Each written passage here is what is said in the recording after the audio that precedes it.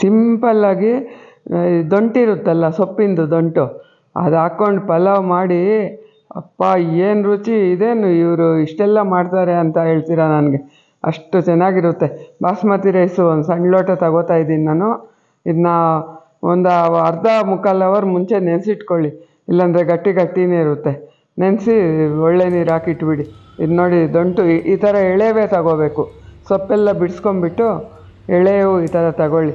ನಾನು ಸೊಪ್ಪಿನಲ್ಲಿ ಉಳ್ಸೊಪ್ಪು ಮಾಡಿದ್ದೀನಿ. ನಿನ್ನೆ ಮಸ್ಸೊಪ್ಪು ಮಾಡಿದ್ದೆ, ಇವತ್ತು ಹುಳಿ ಸೊಪ್ಪು ಮತ್ತು ಪುಲ್ಗೂರ ಮಾಡಿದ್ದೀನಿ.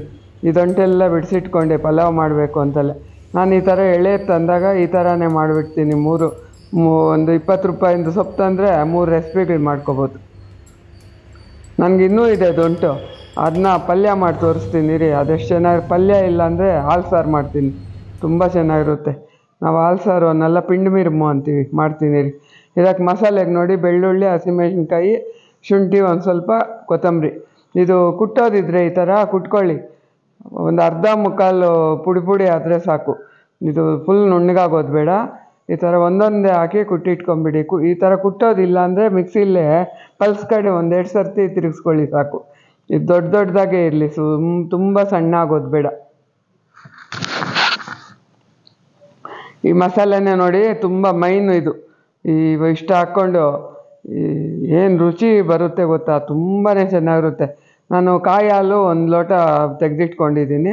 ಕುಕ್ಕರ್ ಇಟ್ಬಿಟ್ಟು ಇದಕ್ಕೇನು ತುಪ್ಪ ಬೇಡ, ಬರೀ ಎಣ್ಣೆನೇ ಹಾಕ್ಕೊಳ್ಳಿ. ಸಾಸಿವೆ, ಜೀರಿಗೆ ಸ್ವಲ್ಪ, ಮತ್ತು ಈರುಳ್ಳಿ ಕೂಡ ಬೇಡ ಒಗ್ಗರಣೆಗೆ. ಈ ದಂಟುಗಳು ಮಾತ್ರ ಹಾಕ್ಕೋಬೇಕು. ಹಾಕ್ಬಿಟ್ಟು ಒಂದು ಲೇಯರ್ ಕ್ರಿಸ್ಪಿ ಆಗುತ್ತೆ, 1-2 ನಿಮಿಷ ಫ್ರೈ ಮಾಡಿ. ಆಮೇಲೆ ಒಂದು ಟೊಮೊಟೊ ಹಾಕ್ಕೋಬೇಕು. ದಂಟಿಗೆ ರುಚಿ ಇರಲ್ಲ, ಸಪ್ಪೆ ಇರುತ್ತೆ. ಒಂದು ಟೊಮೊಟೊ ಹಾಕಿ, ಆ ರುಚಿ ನೋಡಬೇಕು ಆವಾಗ, ಅಷ್ಟು ಚೆನ್ನಾಗಿರುತ್ತೆ. ಇವಾಗ ನಾವು ಕುಟ್ಟಿಟ್ಟಿರೋ ಮಸಾಲೆ ಹಾಕಿ ಇದು ಹಾಕಿ ಒಂದು ಸರಿ ಮಿಕ್ಸ್ ಮಾಡಿದರೆ ಘಮ ಸುತ್ಕೊಂಡ್ಬಿಡುತ್ತೆ.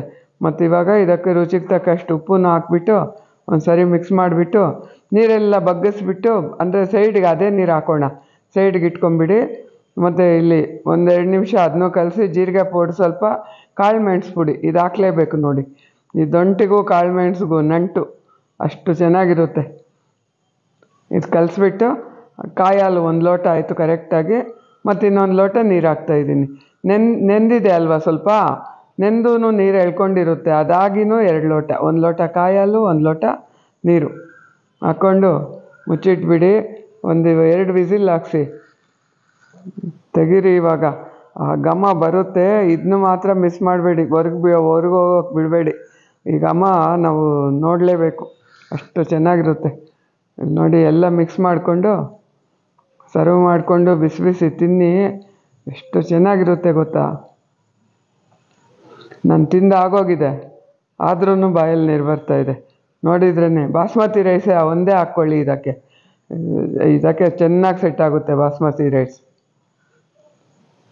ನೋಡಿ ಒಂದೊಂದು ಅಗಳೂ ಸಿಗುತ್ತೆ, ಒಂದೊಂದು ಅಗಳೂ ಬಾಯಲ್ಲಿ ನಾವು ಎಂಜಾಯ್ ಮಾಡ್ಕೊಂಡು ತಿನ್ಬೋದು, ಅಷ್ಟು ಚೆನ್ನಾಗಿರುತ್ತೆ. ಮಿಸ್ ಮಾಡಬೇಡಿ. ಎಳೆ ದಂಟು ಹಾಕಿ, ದಪ್ಪದ್ದು ಹಾಕಬೇಡಿ. ದಪ್ಪದ್ದು ಹಾಕಿದರೆ ನಾರು ಜಾಸ್ತಿ ಇರುತ್ತೆ, ನಾವು ಕಚ್ಚಿದಾಗ ಇಷ್ಟ ಆಗಲ್ಲ, ಆ ಟೇಸ್ಟು ಹೊರಟೋಗುತ್ತೆ.